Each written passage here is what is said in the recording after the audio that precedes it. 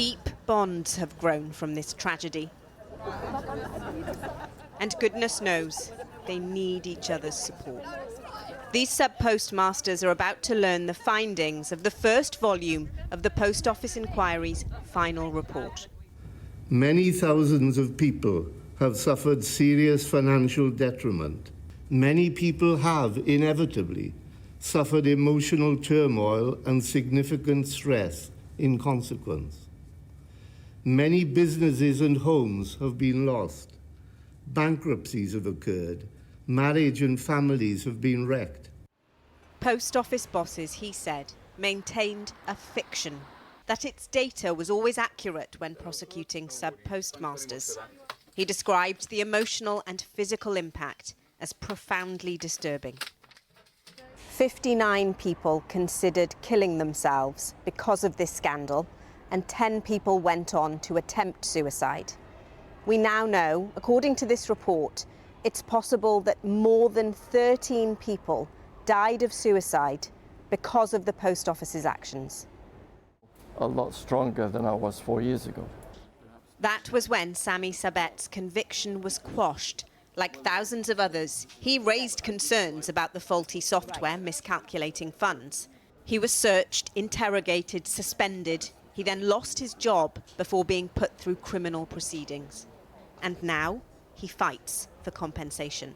Hopefully one day, Sami, you will get the financial compensation that you want. But can anything ever compensate for the psychological trauma that you've been put through? That's a very good question. The psychological trauma is almost irreversible. You cannot put any figures on it. My health isn't going to come back. My eyesight, my post-traumatic stress disorder is there. I'll have to learn to live with it. I would very much like to see the people who were responsible for this go through the same as we went through and be punished just as we were punished. But we were punished wrongly, but they will be punished correctly. The highs have been hard-won. Roughly 1,000 people were wrongly prosecuted and convicted as a result of Fujitsu's faulty software. Some 10,000 people are still eligible to apply to one of the 4 compensation schemes, and those who already have, not a good experience. Today's report says the Post Office and its legal advisors have been unnecessarily adversarial in making initial offers for compensation, ultimately driving down the value of settlements. At the end of July 2024, nearly 2,500 claimants had accepted compensation offers from the Horizon Shortfall Scheme. But in the same period, a survey commissioned by the inquiry found only 15% of respondents were satisfied with the offers they'd accepted. 59% of respondents were either fairly or very dissatisfied. One of the report's recommendations is for the government to agree on a definition of full and fair compensation. It also calls for a government report on restorative justice. They have 3 months to respond. Ria Chatterjee there. Now, in response to the report, the government has announced that some family members of victims of the scandal will also be eligible for compensation. Post Office Minister Gareth Thomas says the scheme will be for close family who themselves suffered personal injury, including psychological distress because of their relatives' suffering. Well, earlier I went to speak to Lee Castleton, a wrongly accused sub-postmaster, and I asked for his reaction to Sir Wyn Williams' report.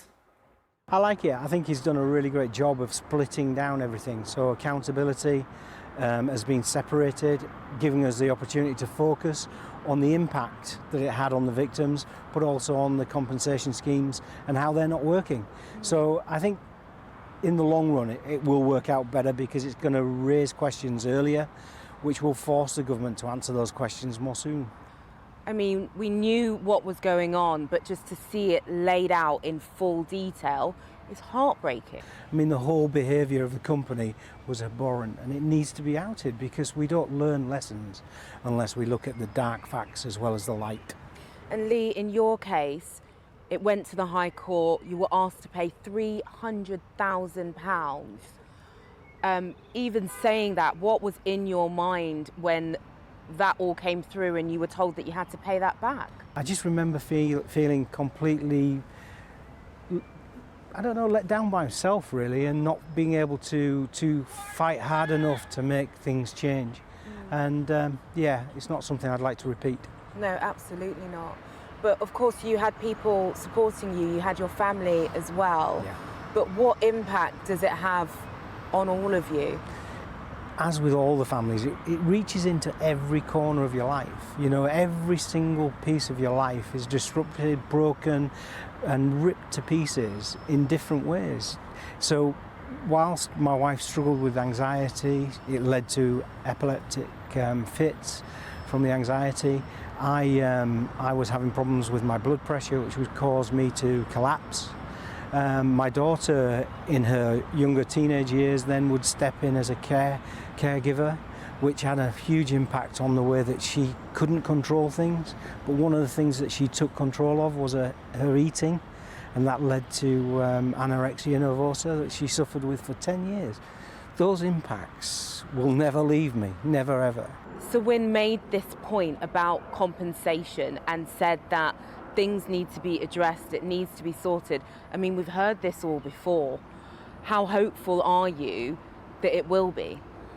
You know, things aren't going to change tomorrow or probably next week, but we're starting to draw lines in the sand to people that purposefully have done this to other people. You know, the victims are being re-victimised, the scandal is continuing. Who do you blame right now for the ongoing injustice? The department, the DBT. Department of Business? Yes, yeah. Absolutely. They could change this. We know from all the things that have happened in the past that we can change things if we have a will to instantly, but nobody has the will. And until there's a political will or a will within the DBT to change this properly, make it full and fair, whatever that might be, then this won't change. We just Do you need not to think change that the government backs you? No. Definitely not. Honestly, no. even after all of the commitments, the statements? I don't think the government themselves have any input in this. I think they've facilitated an outcome. Will you ever be able to move on? I look forward to the day when the last thing at night that I think about and the first thing in the morning are not the post office and are not the other victims and are not the scandal that's gone on around that. But I must admit, my fight is never diminished. The other side believe this is war, and it isn't. This is post-war, and we need to put things properly in place to make it so that everyone can get on with their lives. I'm looking forward to that day. Lee Castleton, thank you very much indeed for your time. Thank you. Very welcome. Thank you.